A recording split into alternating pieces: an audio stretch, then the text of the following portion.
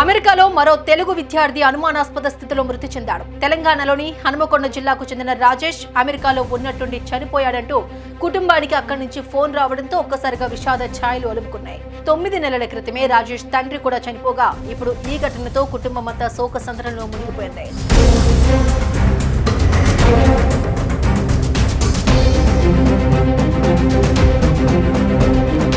అమెరికాలో మరో తెలంగాణ విద్యార్థి అనుమానాస్పద స్థితిలో మృతి చెందాడు.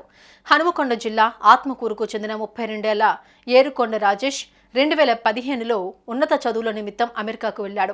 అమెరికాలో ఎంఎస్ పూర్తి చేసిన తర్వాత అక్కడే ఉద్యోగం కూడా తెచ్చుకున్నాడు. మధ్యలో 2 సార్లు స్వగ్రామానికి వచ్చి తిరిగి వెళ్లాడు. అయితే 9 నెలల క్రితమే రాజేష్ తండ్రి చనిపోగా ఆయన అంత్యక్రియలకు కూడా రాజేష్ రాలేకపోయాడు. తలకొరివి పెట్టడానికి రాకపోవడంతో తండ్రి సంవత్సరికానికి వస్తానని చెప్పాడు. కానీ ఇంతలోనే రాజేష్ చనిపోయాడనే విషాద వార్త కుటుంబాన్ని శోకసంద్రంలో ముంచేసింది.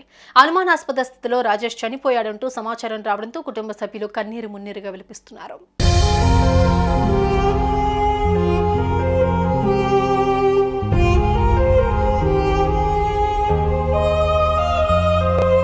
గతేడాది గుండెపోటుతో భర్త ప్రాణాలు కోల్పోగా ఇప్పుడు కుమారుడి మరణ వార్త విని ఆ తల్లి గుండెలు పగిలేలా రోధిస్తోంది. ఆ తల్లి రోదనకు స్థానికుల కళ్లు చెమ్మగిల్లాయి. వృద్ధాప్యంలో ఉన్న తల్లితో పాటు యాక్సిడెంట్ లో కాళ్లు పోయి కదలలేకుండా ఉన్న అక్క ఇప్పుడు దిక్కులేని వారయ్యారు. ఇప్పటికే ఉన్న ఆర్థిక ఇబ్బందులతో ఏం చేయాలో తెలియక రాజేష్ కుటుంబ సభ్యులు తల్లడిల్లిపోతున్నారు. దయచేసి ప్రభుత్వమే తన కుమారుడి మృతదేహాన్ని స్వగ్రామానికి తీసుకురావాలని ఆ తల్లి వేడుకుంది. రాజేష్ మృతదేహాన్ని వీలైనంత తొందరగా స్వగ్రామానికి తీసుకురావాలని కుటుంబ సభ్యులు కోరుతున్నారు.